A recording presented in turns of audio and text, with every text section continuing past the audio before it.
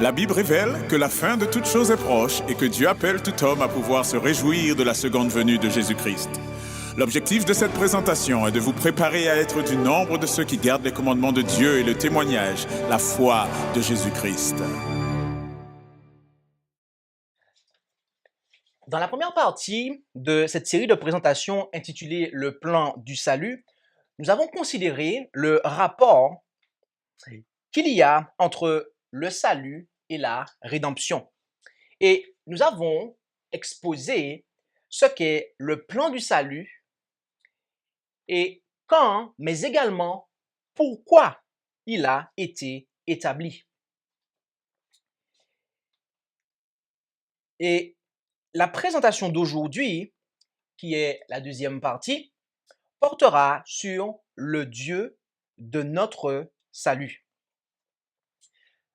Voyez-vous, dans toute l'Écriture, il y a 15 versets où le terme Dieu et salut ou sauveur et ou encore délivrance sont séparés par l'article mon, ton, son et notre. D'accord? Et vous avez ici sur cette diapo, un exemple de composition. Dieu de, mon, ma, ton, son, notre, salut, sauveur, et le ma est pour délivrance. Dieu de ma délivrance, d'accord? Dans la version Osterwald, bien évidemment. OK? Et vous avez en bas tous les versets, OK, qui sont concernés, d'accord, dans la Bible, par l'expression Dieu de mon salut, ton salut, son salut, notre salut. Je dirais cette expression-là avec quelques variantes au niveau du pronom possessif, d'accord? Et j'aimerais relever 3 caractéristiques du Dieu de notre salut, d'accord? Car il est important, hein, voyez-vous, lorsque nous présentons la parole de Dieu, que nous exposions, OK, les choses qui ont trait à notre salut, d'accord? Et je pense qu'il n'y a pas chose plus importante que de savoir qui est le Dieu de notre salut, d'accord? Euh, Hier, j'étais en communication avec quelqu'un en Afrique, d'accord, qui m'a contacté et il me posait des questions par rapport à un sujet. Il me disait, mais il faut être au clair là-dessus. Il faut être au clair là-dessus parce que je ne veux pas passer à côté de mon salut. OK? Et bien souvent, et nous avons raison de le faire, de nous inquiéter de, euh, des compréhensions qui sont pour nous salutaires. D'accord? Et mes amis, ce que nous allons voir en ce matin et durant cette heure est de la plus haute importance pour notre salut. Et comme je le disais, j'aimerais relever 3 caractéristiques du Dieu de notre salut, de manière à pouvoir bien l'identifier. D'accord? La première occurrence, d'accord, le premier verset où l'expression le Dieu de notre salut apparaît, eh bien, se trouve en 1 Chronique 16, verset 35. J'aimerais vous inviter, et je vous invite en réalité, à vous rendre avec moi en 1 Chronique 16 et lisons là le verset 35. 1 Chronique 16, verset 35.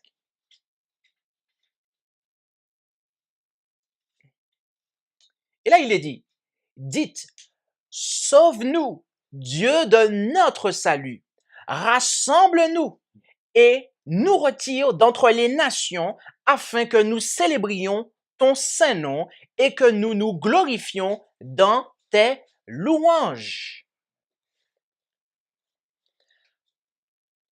Après avoir ramené l'arche de l'alliance à Jérusalem, David entonna un cantique tel qu'il nous est rapporté du verset 8 au verset 36 du 36e chapitre du premier livre des Chroniques.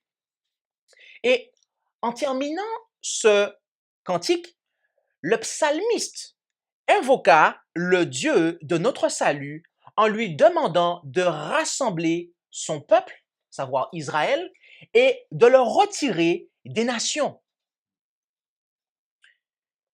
Notez ici que le Dieu qui sauve, le Dieu de notre salut, n'est pas celui qui maintient son peuple dans la dispersion et l'amalgame de l'œcuménisme.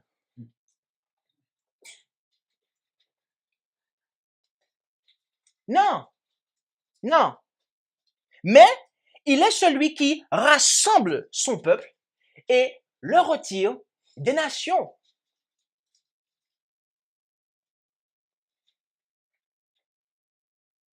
Mes amis, l'œcuménisme est opposé au salut. Être dans l'œcuménisme, c'est un danger pour notre salut. Pourquoi? Parce que le Dieu du salut, le Dieu qui sauve, il rassemble son peuple en le faisant sortir des nations, en le séparant de ce qui est profane. Donc ça, c'est la première caractéristique, mes amis, du Dieu du salut, du Dieu de notre salut.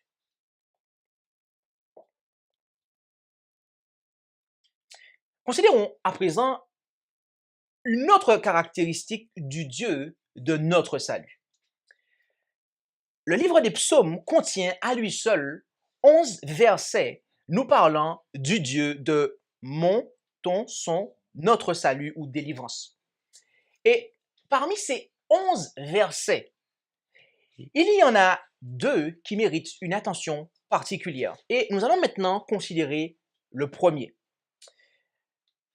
Et je vais l'afficher pour vous. Il se trouve en Psaume 68, verset 20, et nous allons lire dans la version Darby, d'accord, qui retransmet assez bien ce que le texte original déclare.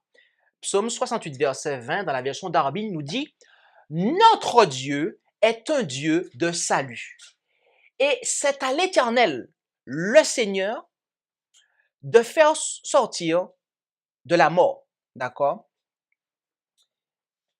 Remarquez que il est dit notre Dieu est un Dieu de salut.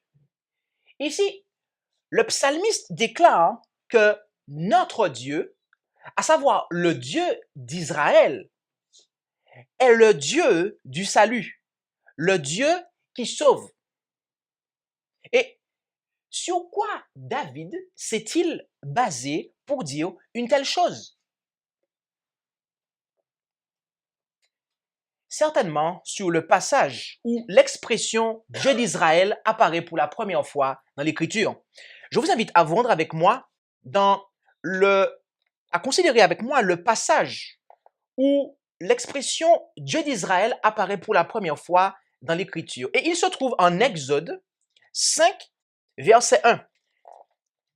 Exode. Et là, en Exode 5, verset 1, il est dit « Après cela, Moïse et Aaron vinrent et dirent à Pharaon, « Ainsi a dit l'Éternel, le Dieu d'Israël. Laisse aller mon peuple, afin qu'il me célèbre une fête au désert. »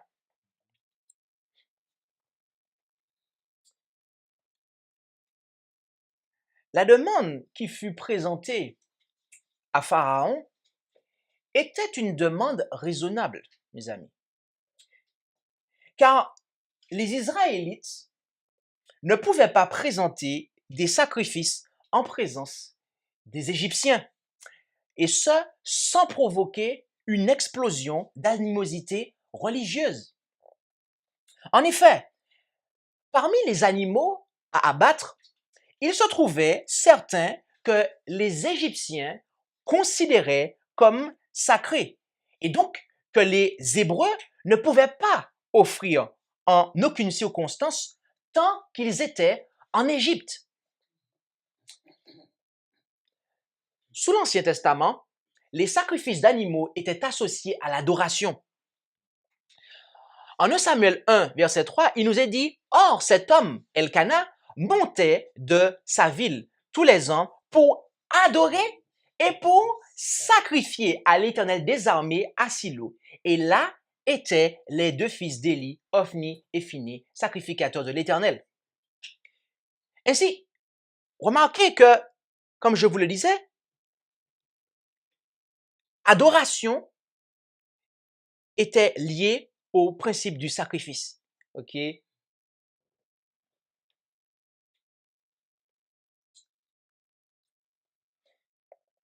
Mes amis, lorsqu'à la fin des temps,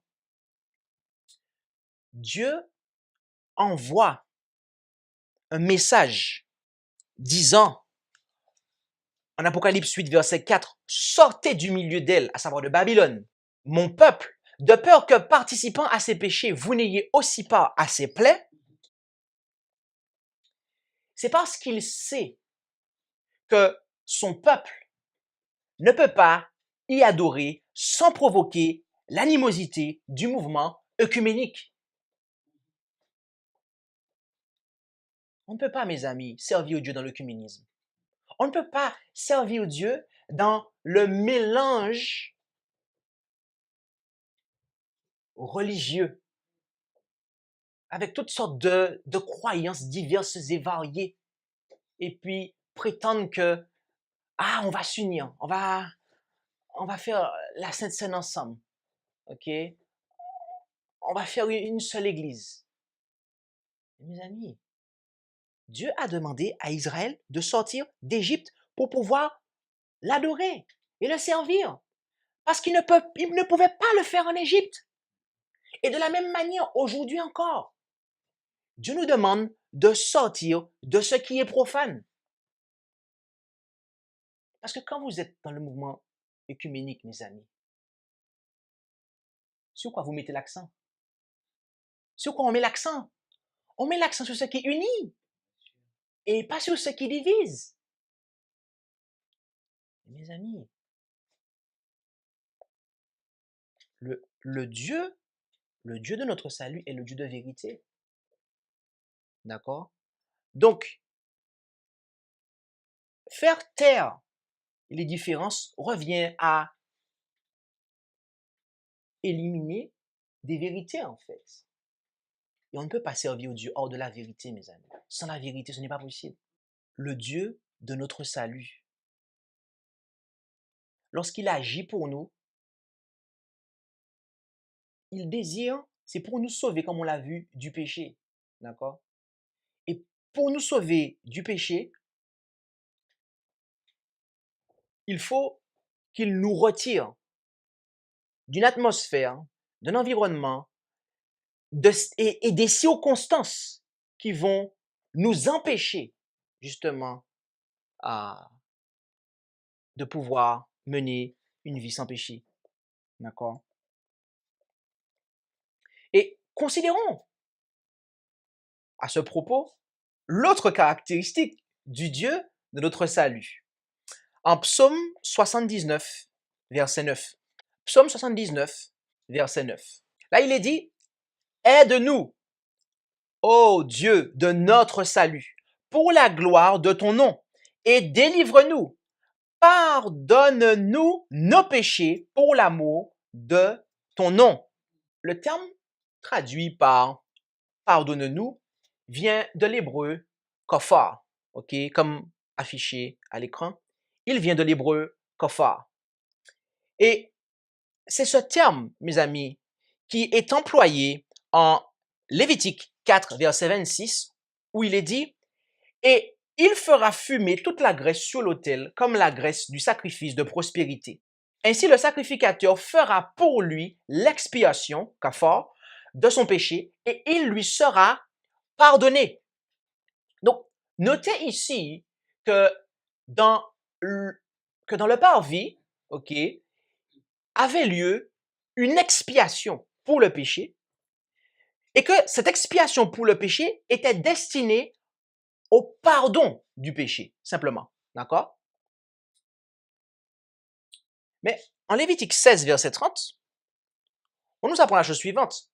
« Car en ce jour, à savoir le 10e du 7e mois, ou autrement dit le jour des expiations, on fera l'expiation, kafar, pour vous, afin de vous purifier. Vous serez purifiés de tous vos péchés devant l'Éternel. Là, lors du 10e jour du 7e mois, avait lieu l'expiation. Et cette expiation, contrairement à celle qui avait lieu dans le parvis, elle ne pourvoyait pas au pardon, mais cette fois-ci à la purification des péchés. D'accord? Donc, il y a là, en fait, le concept de l'expiation en deux phases. OK? L'expiation est complétée et finalisée, OK, lorsque le souverain sacrificateur entre dans le lieu très saint et au 10e jour du 7e mois. D'accord? Donc, dans le parvis, une expiation qui procure, qui apporte le pardon, et à la suite de l'entrée du souverain sacrificateur dans le lieu très saint, il y a une expiation qui procure, qui apporte la purification. Le Dieu du salut, le Dieu de notre salut, est celui devant qui a lieu l'expiation pour le pardon et la purification de nos péchés.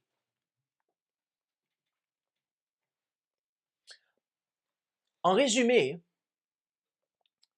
le Dieu de notre salut est le Dieu d'Israël, premièrement, qui, deuxièmement, rassemble son peuple et le sépare des nations, afin de, troisièmement, expier totalement ses péchés.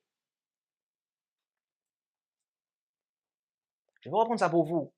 Le Dieu de notre salut est le Dieu d'Israël qui rassemble son peuple et le sépare des nations afin d'expier totalement ses péchés.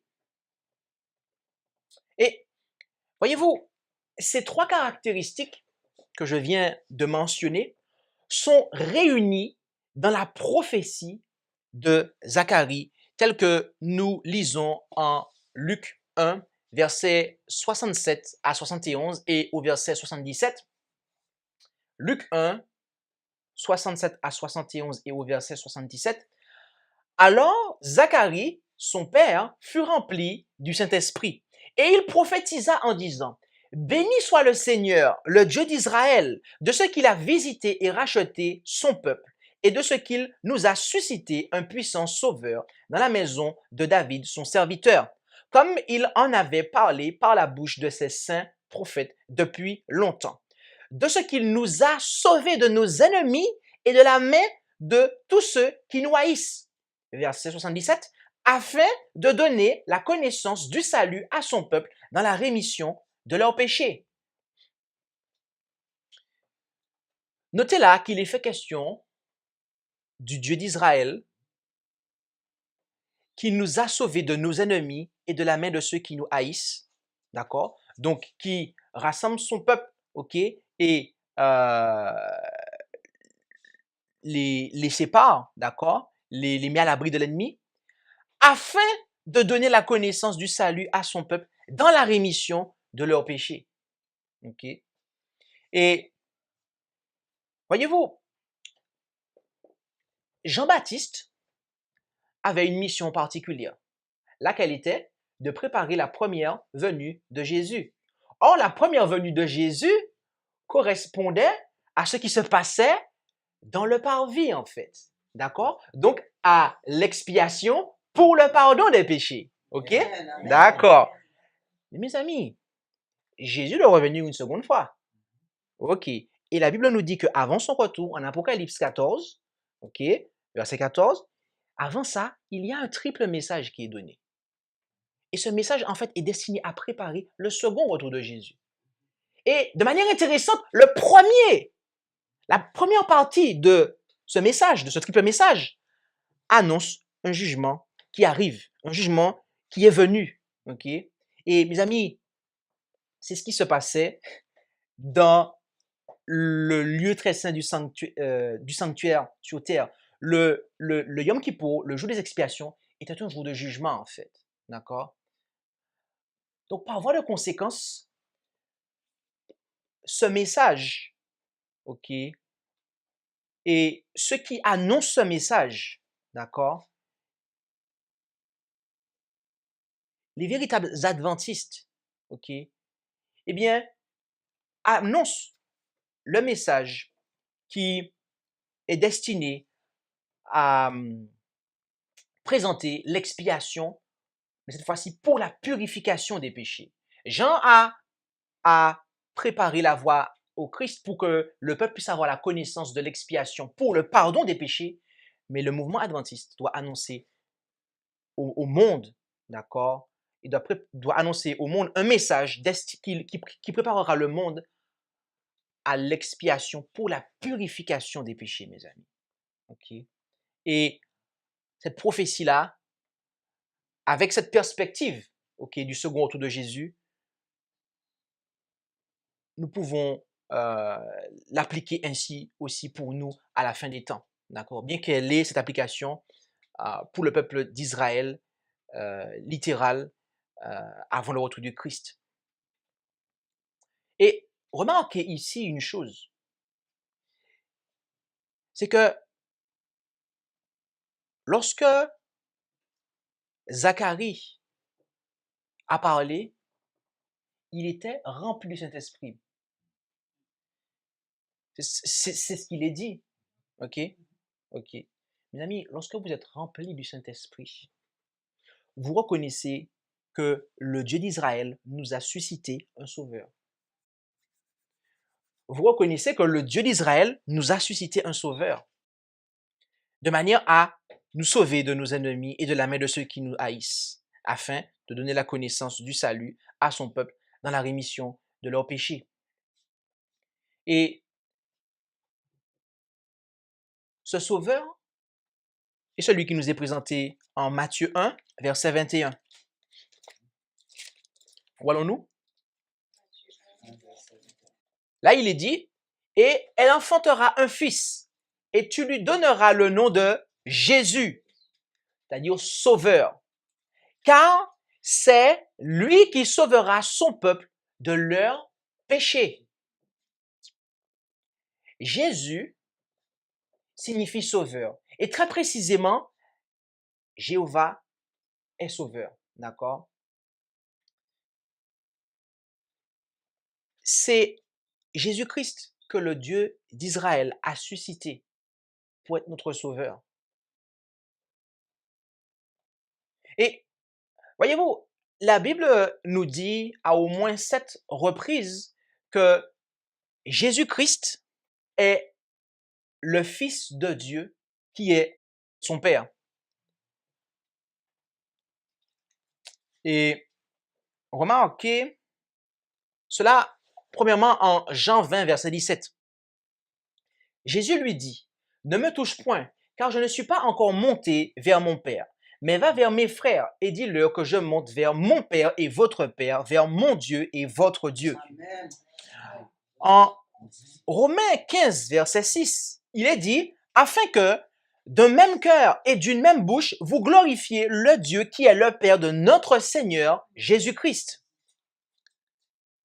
En 2 Corinthiens 11, verset 31, il est dit, « Dieu qui est le Père de notre Seigneur Jésus-Christ et qui est béni éternellement, c'est que je ne mens point. »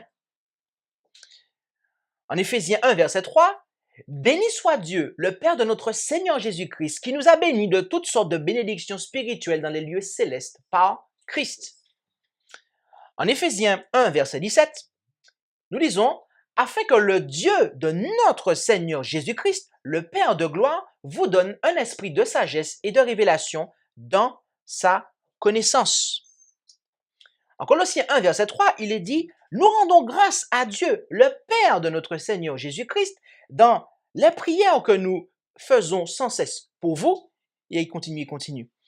Et en 1 Pierre 1, verset 3, « Béni soit le Dieu et Père de notre Seigneur Jésus-Christ qui, selon sa grande miséricorde, nous a fait renaître pour une espérance vivante par la résurrection de Jésus-Christ d'entre les morts. » nous venons de voir ici que Jésus est le Sauveur et très précisément là que Jésus est le Fils de Dieu, lequel est son Père. D'accord? Nous venons de voir que Jésus-Christ, le Sauveur, ok, a pour Père Dieu. Donc, de ce fait, il est le Fils de Dieu. Jésus est le Fils de Dieu, lequel est son Père. Mes amis, Jésus-Christ, qui est notre Sauveur, est le Fils de Dieu. Par conséquent, son Père est le Dieu de notre salut. Puisque Jésus est notre Sauveur, il est notre salut. Et il est le Fils de Dieu. Donc, de ce fait, son Père est le Dieu du Sauveur, le Dieu de notre salut. Est-ce que c'est compliqué? Ce n'est pas compliqué. Ce n'est pas compliqué. Ce n'est pas compliqué. Rendons-nous en 1 Thessaloniciens 5, verset 9, pour voir que ce n'est vraiment pas compliqué. 1 Thessaloniciens 5, verset 9.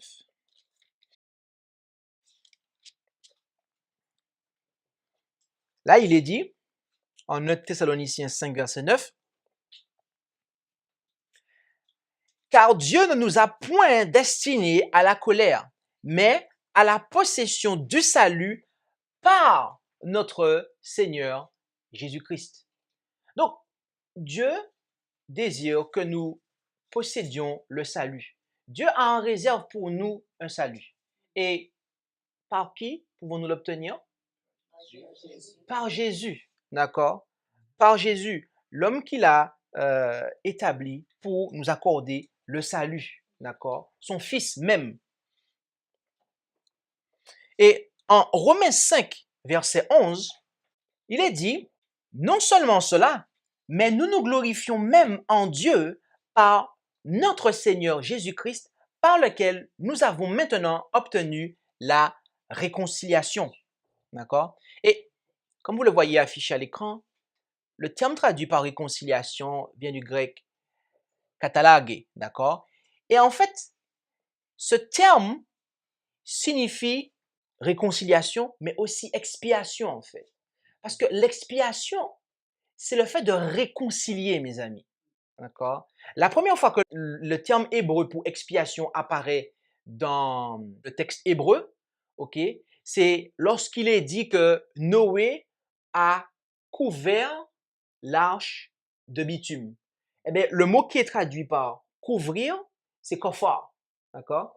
Kafar est à l'origine du terme qui est traduit par couvrir, lorsqu'il est dit que Noé a couvert l'arche de bitume, en fait. D'accord? En Genèse. Et bien, en fait, c'est ça, en fait. C'est Dieu, il couvre nos péchés. Ok? Or, en Ésaïe, on sait que ce sont nos péchés qui mettent une séparation entre nous et Dieu, en fait. Et donc, Dieu, il enlève nos péchés de manière à ce qu'il ne puisse plus y avoir de séparation et que nous puissions être réconciliés avec Dieu. Et donc, c'est pour ça, en fait. Et dans la King James Version, ici, vous avez le mot atonement, qui signifie expiation, en fait. Et pas reconciliation, c'est atonement, ok? Donc, Dieu est celui devant qui notre Sauveur fait l'expiation. D'accord? Christ est celui qui nous a réconciliés avec Dieu. Christ est celui que Dieu nous a envoyé pour que nous soyons réconciliés avec lui. Et c'est pour cela qu'il est dit en Apocalypse 7, verset 10, que le salut, si je commence ici, vient de notre Dieu qui est assis sous le trône et de l'agneau. Et de l'agneau. D'accord? Celui qui est assis sous le trône est Dieu. D'accord? Et c'est de lui que provient le salut. Mais pas seulement, puisque le texte nous précise aussi de l'agneau. D'accord? L'agneau qui a offert sa vie. Jésus-Christ qui est l'agneau de Dieu qui ôte le péché du monde, en fait. D'accord? Sans lui, le salut n'aurait pas été possible. D'accord?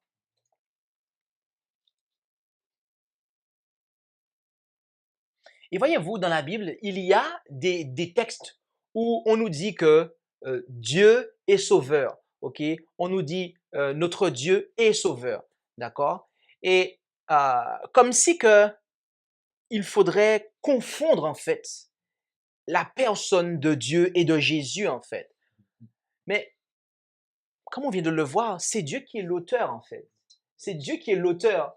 Donc, il n'y a pas de problème à considérer que le Père de Jésus soit considéré comme le Dieu sauveur, puisque c'est lui qui justement donne son Fils. D'accord? Donc, il n'y a pas de problème à cela. D'accord? Il ne devrait pas en tout cas y avoir de problème à cela. Lorsqu'on voit marquer que Dieu est sauveur. D'accord? Peut-être que cette présentation, jusqu'ici, n'aurait pas réussi à convaincre. D'accord? Et ça, bien que basé sur la Bible, et entièrement sur la Bible. D'accord? Si parmi ceux qui ne seraient pas d'accord avec tout ce que nous venons de dire ici, il y en a de ceux qui reconnaissent que le don de prophétie a été manifesté en ces derniers jours dans le ministère d'Ellen White, alors je vous invite à considérer la déclaration suivante. Dans Manuscript Releases, volume 21 à la page 392, paragraphe 2, nous avons de précieuses heures en or durant lesquelles nous pouvons cultiver la foi et perfectionner un caractère chrétien. Nous avons besoin de veiller et de prier. Soyons donc sobres et vigilants dans les prières. Nous avons un entrepôt inépuisable, un océan d'amour dans le Dieu de notre salut. Qui est-ce? Le Dieu de notre salut, ok? Il a placé entre les mains de qui? Du Christ tous les trésors des ressources célestes et déclare, tout cela est pour l'homme, pour convaincre l'homme déchu et pécheur de mon amour et qu'il n'y a pas d'amour dans l'univers excepté le mien, car j'œuvre et j'œuvrerai pour son bonheur. Et elle termine en disant, le bonheur de l'homme est de connaître Dieu et Jésus-Christ qu'il a envoyé. D'accord? Mes amis, pour la messagère, il était clair que le Dieu de notre salut est le Père de Jésus. D'accord? Lequel, eh bien, a offert sa vie pour nous. D'accord? Et elle nous a bien rappelé, comme nous avons pu le voir, que il a placé entre les mains du Christ tous les trésors des ressources célestes. En donnant Christ, Dieu a donné tout le ciel, en fait. D'accord? Les anges sont à notre service. OK? Le ciel est tourné vers ce qui se passe en ce moment sur la terre. Voilà voilà qui, tout du moins, qui est le Dieu de notre salut, mes amis. Le Dieu de notre salut. Le Dieu de Jésus.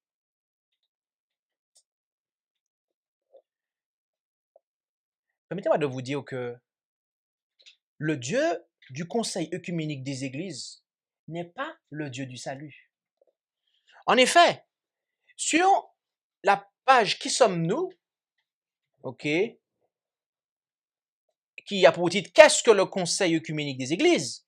Il est dit que le Conseil œcuménique des Églises est une communauté fraternelle d'Églises qui confesse le Seigneur Jésus-Christ comme Dieu et Sauveur selon les Écritures et s'efforce de répondre ensemble à leur commune vocation pour la gloire du seul Dieu, à savoir Père, Fils et Saint-Esprit.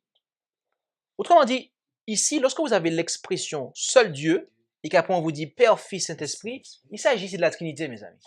D'accord? Il s'agit ici de la Trinité. Mes amis, le Dieu du Conseil œcuménique des Églises est la Trinité. Dans la première partie de cette série de présentations, laquelle avait pour titre le plan divin du salut, que nous avons vu le sabbat précédent, nous avons vu que c'est le Père et le Fils qui ont établi le plan du salut. Il n'y en avait pas d'autre. Il n'y en avait pas d'autre. OK? Et on a vu tout à l'heure que jusque dans l'éternité, on va dire que le salut à notre Dieu et à l'agneau, à notre Dieu qui est sur le trône et à l'agneau. D'accord? Donc, que ce soit dans l'éternité passée ou à venir, il a pour origine deux êtres et la gloire du plan du salut et de son exécution reviendra à deux êtres. Et nous avons aussi vu la chose suivante, c'est que Satan, il voulait quoi? Il voulait monter sous le trône, en fait.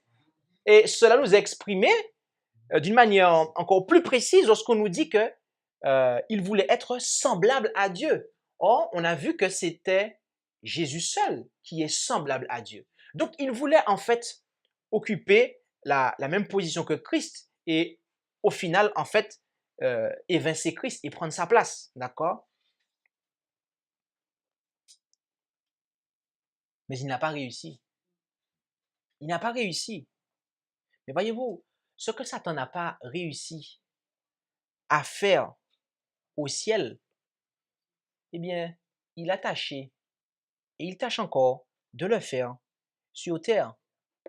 Et permettez-moi de vous dire que, en quelque part, il a réussi.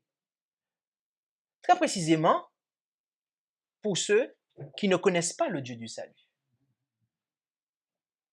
Parce que c'est ça, mes amis, quand on ne connaît pas le Dieu du salut, eh bien, Satan réussit à faire dans notre esprit ce qu'il n'a pas réussi à faire au ciel. C'est-à-dire être adoré, d'accord?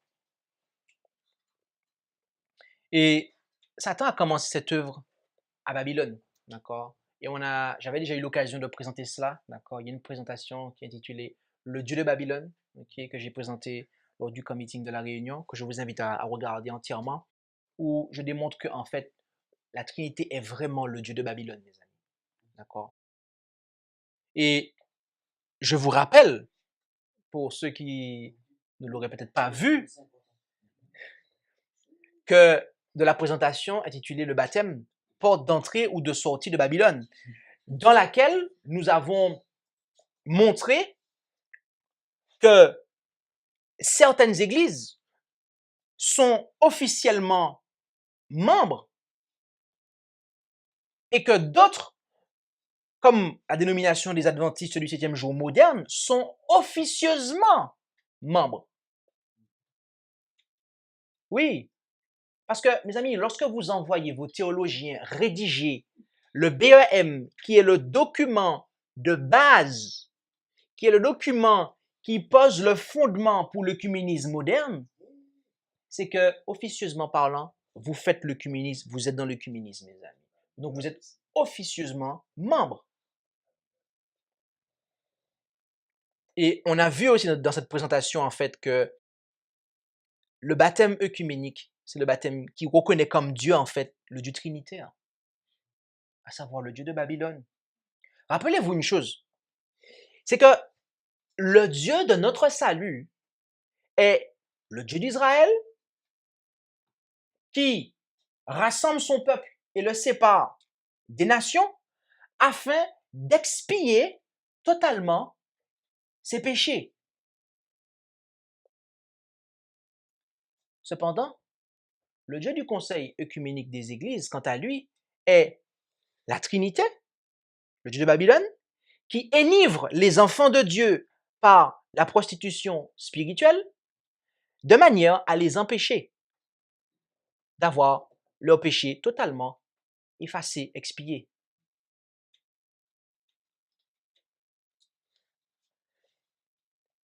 Mes amis, je souhaite vous poser une question très simple. Souhaitez-vous être sauvés en raison du fait que vos péchés auront totalement été expiés?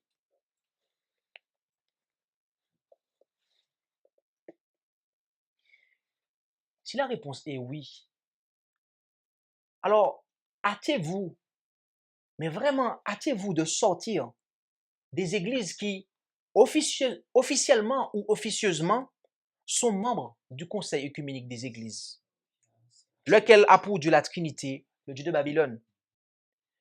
Car le Dieu de notre salut, mes amis, lorsqu'il commence son œuvre, il nous prend et il nous met à part. C'est la première chose que Dieu fait et on l'a vu. La première fois que l'expression apparaît dans la Bible, c'est ce que le Dieu du salut y fait en fait. Il nous prend, il nous met à part pour son service, de manière à ce que nous puissions l'adorer en fait. C'est comme ça que Dieu commence à nous sauver, mes amis. Parce qu'il sait que là où est-ce qu'on se trouve, dans la confusion dans laquelle on se trouve, on ne peut pas l'adorer. Or, il faut comprendre que l'adoration de Dieu nous sanctifie en fait. Parce qu'on l'adore en esprit et en vérité. Or, sanctifie-les par ta vérité, ta parole est la vérité. Donc, il ne peut pas y avoir de sanctification dans l'erreur en fait. C'est pour ça que Dieu nous fait sortir de la corruption, sortir du monde, de l'Égypte, de manière à pouvoir commencer. Vous vous rendez compte?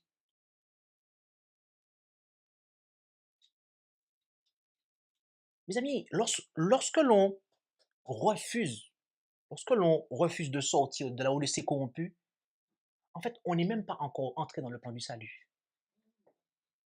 Autour du moins, le plan du salut n'a pas encore pénétré nos vies, en fait. Dieu ne nous a pas encore mis dans son plan, puisqu'on refuse la première étape du plan du salut, en fait. On refuse la première entreprise du Dieu de notre salut. Il nous fait d'abord sortir. Parce qu'il ne peut pas travailler là avec nous, dans ces conditions. Ce n'est pas possible. Ce n'est pas possible. Il nous fait d'abord sortir. OK? Et une fois qu'il nous a fait sortir, il nous conduit à le servir et à l'adorer. Et dans son service, dans son adoration, il va nous sanctifier. D'accord? Et une fois que nous serons dans la sanctification, à son service, qu'est-ce qui va se passer? Il va rendre possible l'expiation totale de nos péchés. Parce qu'il faut comprendre quelque chose, mon frère, ma soeur. C'est que Dieu, et ça, beaucoup d'adventistes ne le comprennent pas. Ce n'est pas simplement le registre dans le ciel de nos péchés qu'il veut effacer. C'est pas ça. Avant d'effacer nos péchés sous les registres des cieux, il faut d'abord les effacer dans notre vie, en fait.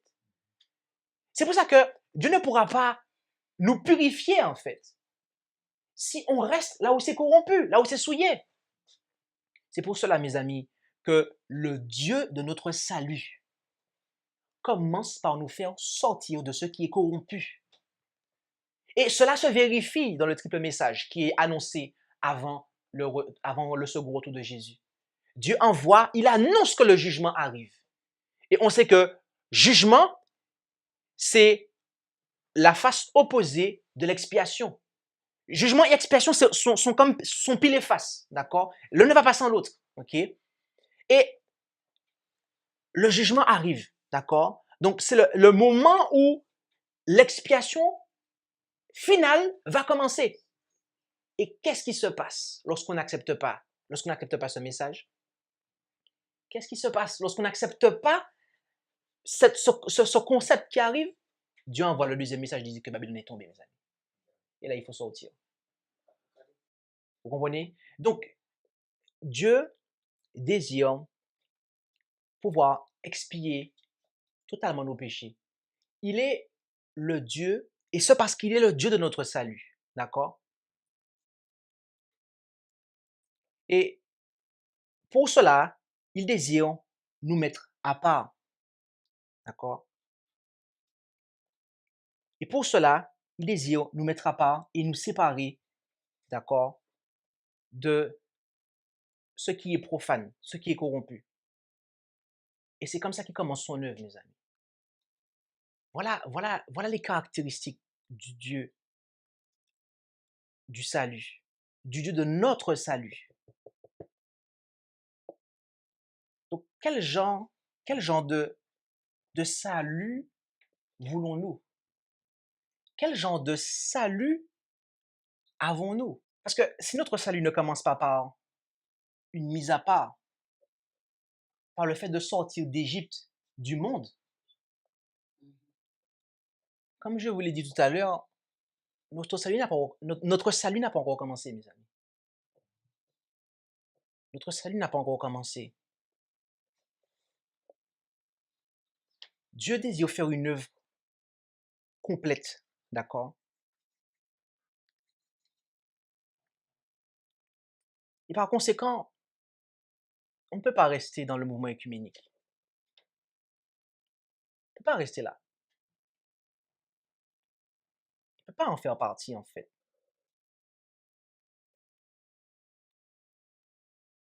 Parce que ce n'est pas possible de servir Dieu là. Ce n'est pas possible de l'adorer, en fait. Il n'y a pas de sanctification. Il n'y a pas de sanctification qui sera possible, mes amis. Et remarquez une chose, c'est que du moment que la dénomination des adventistes du 7e jour est entrée dans le mouvement œcuménique, et ce parce qu'ils ont accepté le Dieu de Babylone, la Trinité, qu'est-ce qui s'est passé? Je dirais, au moment où ils ont rejeté le Dieu de notre salut, ils ont rejeté le concept de l'expiation finale. Ils ont rejeté la compréhension du sanctuaire, mes amis. En fait, et très précisément, c'est en 1900, durant les années 1950, lorsqu'ils ont publié le livre Question on Doctrine, qu'ils ont en fait répudié la compréhension du sanctuaire en fait et de l'expiation en deux phases. Et en 1980, qu'est-ce qui s'est passé? Ils ont voté la Trinité. Donc, on ne veut pas être purifié de nos péchés. Et donc, qu'est-ce que cela nous conduit à faire? À changer de Dieu, à abandonner le Dieu du salut et à passer à un autre Dieu en fait. Mais mes amis, ce n'est pas ça. Ce n'est pas ce que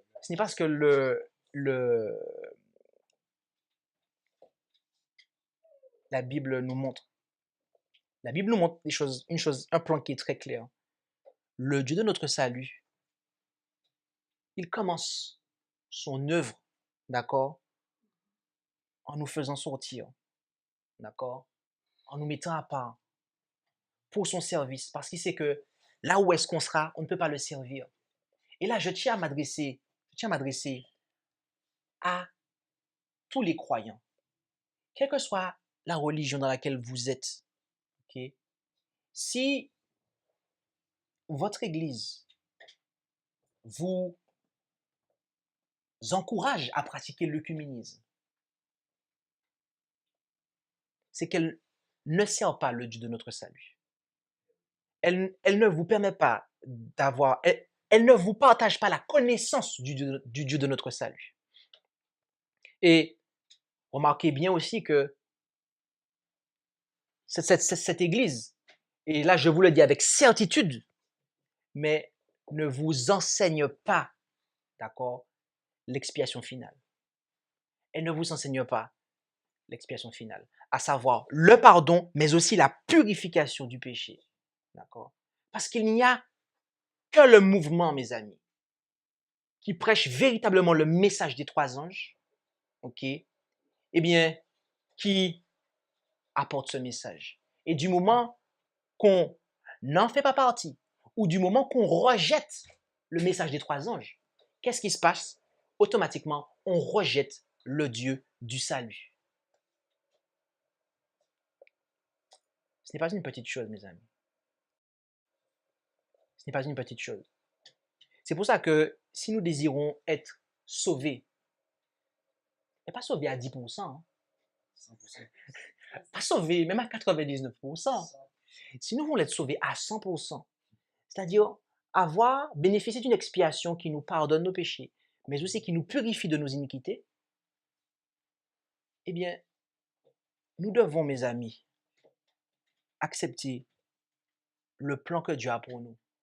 Nous devons nous séparer, d'accord? Quand bien même toutes les religions sont en train de s'unir, d'accord? Sous prétexte. Mais il y a beaucoup de prétextes, mon frère, hein? Ah oui! Aimons-nous les uns les autres. Oui! Aimons-nous les uns les autres. Il nous faut être ensemble. Vous vous rendez compte? Mais c'est ce que Pharaon voulait faire. Mais restez avec nous. Mais restez avec nous. On est bien. Hein? On est bien. Bande d'esclaves. Bande d'esclaves. Mais c'est ça, mes amis. Mais c'est ça. Quand on est dans l'œcuménisme, en fait, et qu'on est là, on est esclave. On est esclave. Et Pharaon, il voulait que les Israélites restent. Mais Dieu a dit, non, mon peuple s'en va. Et c'est pareil. Et nous, bien souvent, qu'est-ce qui se passe? L'œcuménisme bat son plein, et puis, mais on reste là. On est aveuglé, en fait. Satan a réussi à nous aveugler, en fait. Il a réussi à nous aveugler. Le vin de Babylone, c'est ça. Et du coup, et puis aussi les potés d'Égypte. C'est bon en Égypte, on mange quand même bien. On fait bonne chair, quand même, non? Ouais. Ah, oignons, viande, poisson. Mes amis, ce ne sont pas des petites choses, voyez-vous. Il y a un esclavage. On est en esclavage, mes amis. Et j'ai parlé à de nombreuses personnes, en fait. Okay? Il y en a qui savent ce qu'ils font dans la dénomination, lorsqu'ils sont dans la FPF, ce genre de choses. D'accord? Il y en a qui savent pertinemment ce qu'ils font, mais il y en a d'autres qui ont reconnu, aïe, aïe, aïe, aïe, aïe, qui ça nous pas fait là? Okay? Il y en a qui ont reconnu, qu'est-ce qu'on n'a pas fait? Parce qu'ils savent qu'ils sont piégés, mes amis. Ils sont en esclavage. Ils savent. Il y en a certains qui savent que ce n'est pas la volonté de Dieu. Et pourtant, ils sont là quand même. D'accord? Mais ceux qui vous disent, aïe, aïe, aïe, qu'est-ce qu'on va faire là? Mais ceux-là, ils commencent à disparaître au fur et à mesure, en fait. Maintenant, il ne reste que ceux qui sont pour. Voilà. Mes amis, Dieu a demandé le Dieu de notre salut. Il nous sépare et il nous fait sortir d'Égypte. Il nous sépare de ce qui est profane. Il nous met à part. Il nous met à part. Et bien souvent, on ne veut pas de ça, en fait. On ne veut pas être à part. On ne veut pas être à part. On veut être comme les autres. On veut être comme les autres. Mes amis, le salut commence par une mise à part. Le salut commence par une mise à part. Et après, il se poursuit. Il se poursuit dans le service de Dieu, dans son adoration. Et là, on est sanctifié. D'accord? Et une fois qu'on est sanctifié, et on l'avait vu dans le plan, d'accord? Le plan du salut à travers le sanctuaire. Dans le parvis, on a la justification. Dans le lieu saint, on a la sanctification. Et dans le lieu très saint, on a la perfection, mes amis. Et c'est là qu'a lieu l'expiation. L'expiation de nos péchés. D'accord? Mais pour pouvoir établir le sanctuaire, qu'est-ce que Dieu a fait avant? Il les a fait sortir, comme on l'a vu, d'Égypte. Vous comprenez? Ce n'est pas possible, encore une fois. Et je répète ça depuis tout à l'heure sous différents angles, de différentes manières. Mais ce n'est pas possible, mes amis, de laisser le Dieu de notre salut mettre à exécution son plan dans notre vie comme il l'entend. Pas comme je pense que Dieu va me sauver. Non. Il est le Dieu de notre salut. C'est lui qui sait comment ça va se passer. Et il nous dit comment ça se passe. Il nous met à part. Il nous met à part. Pour un usage sacré. OK? Et après ça, effectivement, une fois qu'il nous fait sortir d'Égypte, qu'est-ce qui se passe? Eh bien, il nous justifie, il nous sanctifie, il nous perfectionne. D'accord? Et là, à ce moment-là, il peut effacer, expier nos péchés. Amen.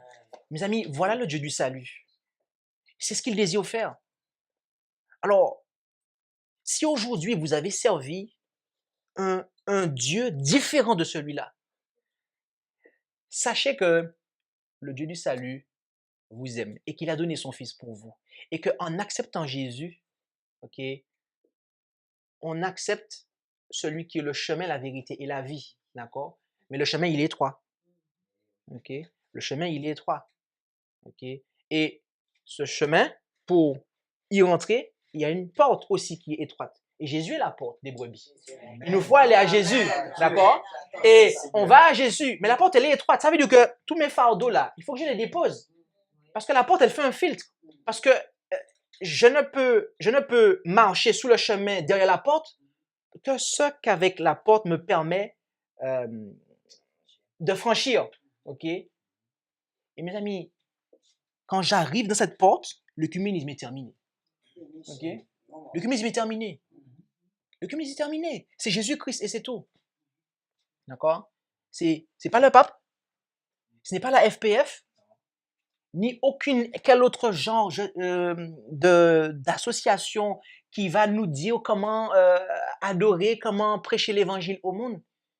L'évangile est très clair, mes amis. L'évangile, on l'a vu. Dieu, il fait sortir son peuple d'Égypte du monde. Donc, l'œcuménisme, c'est terminé. Après, il les emmène au sanctuaire. Dans le parvis, justification, ensuite sanctification et après perfection. Et à ce moment-là, l'expiation des péchés peut avoir lieu. Voilà le plan du salut, mes amis. Quelle simplicité, mon frère. Le Dieu du salut, mes amis. Le Dieu de notre salut. C'est ça le salut, mes amis. Il n'a point d'autre.